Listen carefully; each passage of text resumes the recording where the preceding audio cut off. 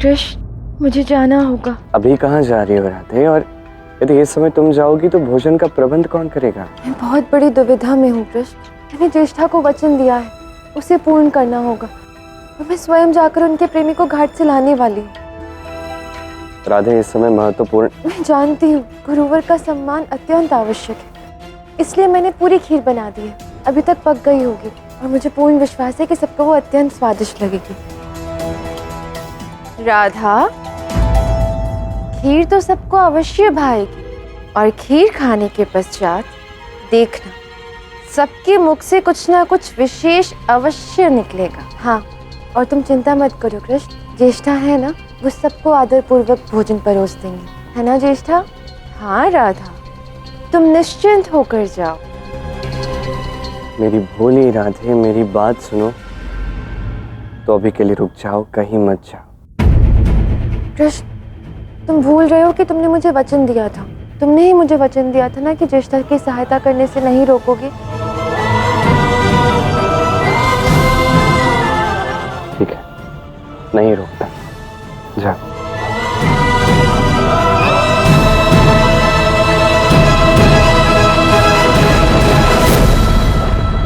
मुझे जिस बात का संदेह था वही हुआ। अलक्ष्मी की योजना का पहले से ही मुझे आभास हो चुका था। मुझे तुम्हें वचन तो देना पड़ा रहा था, किंतु मैं ये नहीं चाहता था कि तुम ऐसे समय पर ज्येष्ठा की सहायता करो जब तुम स्वयं संकट में पड़ जाओ। क्या हुआ मेरे प्रियतम? बड़े ही चिंतित लग रहे हैं आप। कुछ भी अनुचित नहीं होगा क्योंकि सब कुछ योजना के अनुसार हो रहा है, मेरी योजना के अनुसार।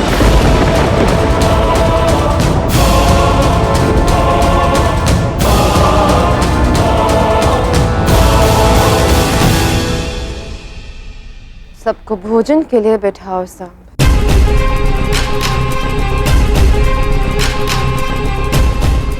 आदरणीय गुरुदेव, मेरा आप सबसे यही अनुरोध है कि आप सब सह प्रेम भोजन के लिए विराजमान हो जाइए।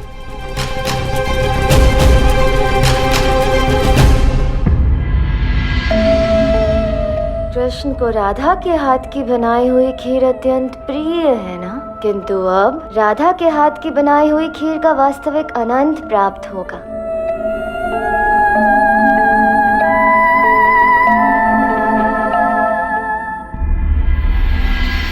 ज्येष्ठा ने तो यही स्थान बताया था, किंतु यहाँ तो कोई नहीं आया।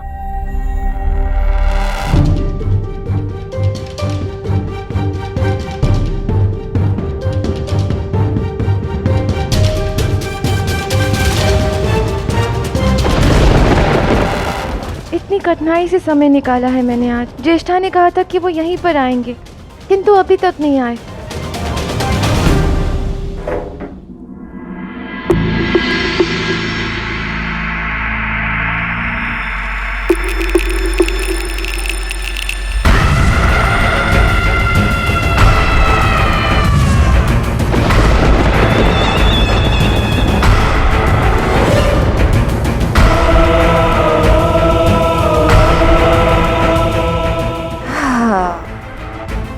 खीर तो अत्यंत स्वादिष्ट बनी है, बिल्कुल उस शीतल पेय की भांति। सबको अत्यंत भाएगी और सबको तो ये बताना ही होगा कि ये राधा के हाथों बनी है।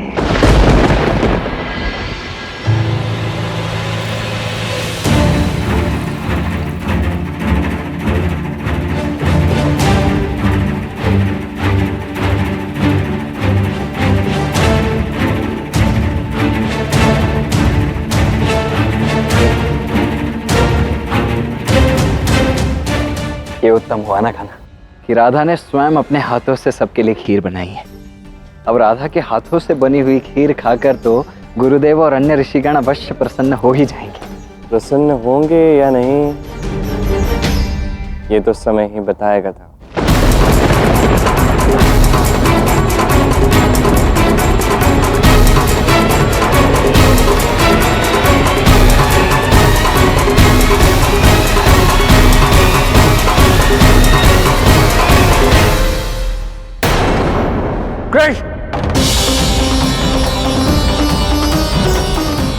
ये कैसा हास्य और व्यंग किया जा रहा है? ये दुर्व्यवहारी नहीं बल्कि घोर अपमान भी है ऋषि मुनियों का।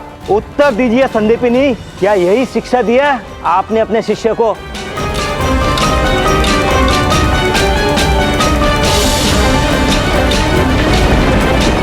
देवी, यदि आपने इसी समय सहायता नहीं की तो ऋषि सांदीपनि राधा को श्राप दे देंगे।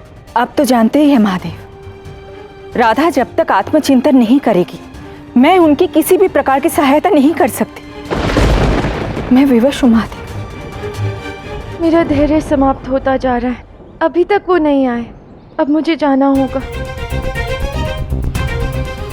नहीं नहीं नहीं नहीं नहीं, यदि कृष्ण मेरे स्थान पर होता तो वो ऐसा कभी नहीं करता।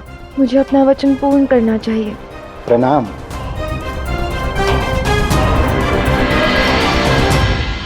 आप? नहीं नहीं, मैं वो व्यक्ति नहीं हूँ जिसकी आप प्रतीक्षा कर रही हैं। मैं हरिवंश हूँ। आप ज्येष्ठा के प्रेमी की प्रतीक्षा कर रही हैं ना? मैं आपको ये बताने आया हूँ कि ज्येष्ठा का प्रेमी आज नहीं आ पाएगा। ज्येष्ठा को कुछ समय पूर्व ही अज्ञात हुआ है। उन्होंने मुझे यह संदेश आपको देने के लिए भेजा है। धन्यवाद। ज्येष्ठा ने यह भी कहा है कि आपको शीघ्र ही लौट जाना चाहिए, क्योंकि वह चाहती हैं गुरुजन आपके बनाए हुए भोजन से जब तृप्त हो जाएं तो आपको अपना आशीष देकर जाएं। उचित कहा। मैं यथाशीघ्र ही महल पहुंचती हूँ।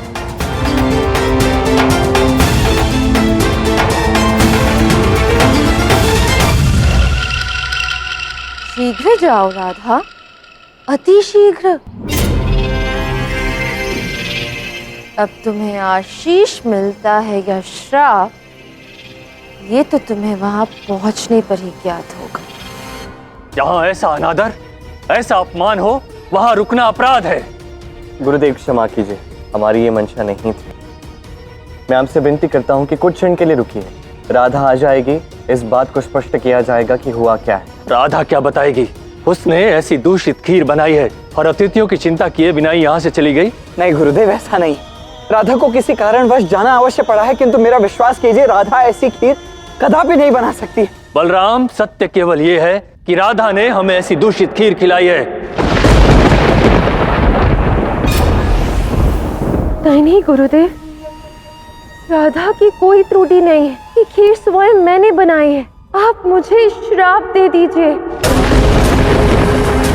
मैंने ये खीर राधा की विधि के अनुसार बनाई है। जैसे राधा ने मुझे आदेश दिया मैंने वैसा ही किया।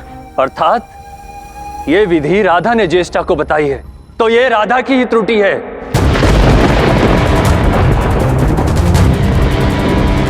ज्येष्ठा, तुम अपनी सखी को बचाना चाहती हो ना? पहले भी तुमने ये किया है, परंतु इस बार मैं कुछ नहीं कर सकता।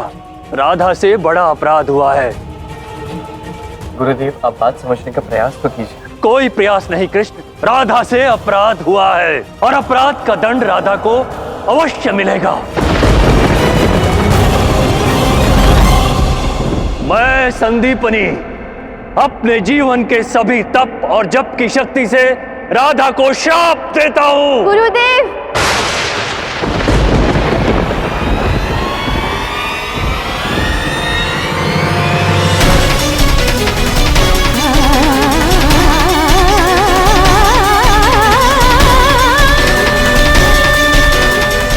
क्षमा कीजिए गुरुदेव, मुझसे अपराध हुआ है, किंतु श्राप देने से पूर्व एक बार मुझे मेरी बात रखने का अवसर तो दीजिए। तुम अपने पक्ष में क्या कहना चाहती हो? कहो। श्राप देने से पूर्व एक बार वो कथा जो कृष्ण ने हमें सुनाई थी धान्य लक्ष्मी की, एक बार उस पर ध्यान दीजिए गुरुदेव। मैंने तुम्हें तुम्हारा पक्ष रखने के लिए कहा है राधा, कथा से इसका क्या संबंध है? कृष्ण की सुनाई कथा से जितना मैं समझी हूँ मात्र वही मैं आपको बताना चाहती हूँ गुरुदेव। आज्ञा है, मैंने सदैव से ही जितने प्रेम से कृष्ण के लिए खीर बनाई है उतने ही प्रेम से ये खीर भी बनी थी।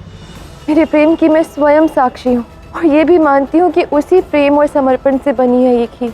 यहाँ कोई भी भोजन दुष्ट और स्वाधीन नहीं हो सकता गुरुदेव। खीर दुष्ट और स्वाधीन तभी हो सकती है जब किसी प्रकार से धान्य लक्ष्मी का अपमान हुआ हो। स्मरण कीजिए कि आप सब में से किसी ने भी धान्य लक्ष्मी का अपमान किया है। यदि आप में से किसी ने भी धान्य लक्ष्मी का अपमान किया होगा तो ये संभव है कि आज की ये दुर्घटना उसी का परिणाम है।